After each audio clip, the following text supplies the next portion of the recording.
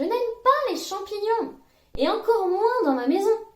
C'est probablement ce que se sont dit monsieur et madame F lors de la signature de l'acte d'acquisition d'une maison. Le 29 juin 2013, monsieur et madame Z signent avec monsieur et madame F une promesse synagmatique de vente de leur maison. Cet acte est signé avec le concours d'une agence immobilière. Les acquéreurs payent l'acompte contractuel. Cependant, le 12 septembre 2013, soit 4 jours avant la signature de l'acte définitif, les acquéreurs apprennent que cette maison a fait l'objet d'une attaque de mérule et d'un traitement consécutif. Ils refusent dès lors de régulariser la vente et sollicitent la restitution de l'acompte versé. Les vendeurs refusent. Les acquéreurs assignent dès lors, d'une part, les vendeurs en résolution de la promesse de vente et en restitution de l'acompte contractuel, et d'autre part, ultérieurement, l'agence immobilière en responsabilité et en indemnisation. La Cour d'appel leur donne tort à l'égard des vendeurs, mais raison à l'égard de l'agent immobilier. S'agissant d'abord des vendeurs, la Cour retient que lorsque les vendeurs ont eux-mêmes acheté cette maison 4 ans plus tôt, les travaux de traitement de mérule avaient déjà été faits par une entreprise spécialisée. Il n'y avait donc plus de mérule et la Cour retient qu'il n'y a dès lors pas de réticence dolosive de la part des vendeurs. Autrement dit, les acquéreurs ont eu tort de refuser de signer cette vente et sont tenus de payer la clause pénale prévue à l'acte, en l'occurrence 33 500 €.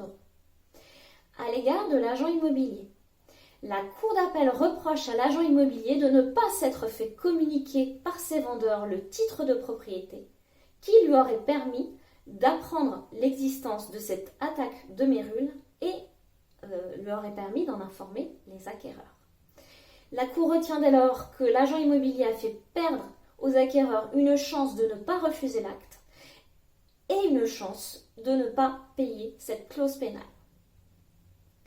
Il est ainsi condamné à leur verser une somme de 31 825 €. La Cour retenant une perte de chance à hauteur de 95%. L'agent immobilier forme un pourvoi en cassation. Il soutient qu'en possession d'un diagnostic indiquant l'absence d'infestation de mérule, il n'était pas tenu d'investigation supplémentaire. À votre avis, a-t-il obtenu gain de cause? La réponse est non, malheureusement pour cet agent immobilier. La Cour de cassation, dans cet arrêt du 14 novembre 2019, retient que l'agent immobilier est tenu de s'assurer que se trouvent réunies toutes les conditions nécessaires à l'efficacité de la convention et ainsi de se faire communiquer par les vendeurs le titre de propriété avant la signature de promesse de vente. S'il l'avait fait, il aurait constaté que des travaux de traitement de la mérule avaient été faits et aurait pu en informer ses acquéreurs.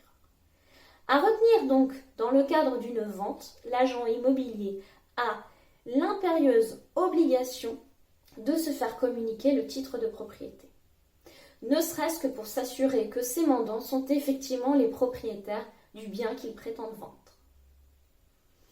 C'est un rappel, en l'occurrence, qui coûte très cher à l'agent immobilier. Si cette vidéo vous a plu, vous pouvez la commenter ou la liker, ça me fera très plaisir. Quant à moi, je vous dis à la semaine prochaine pour une toute autre thématique.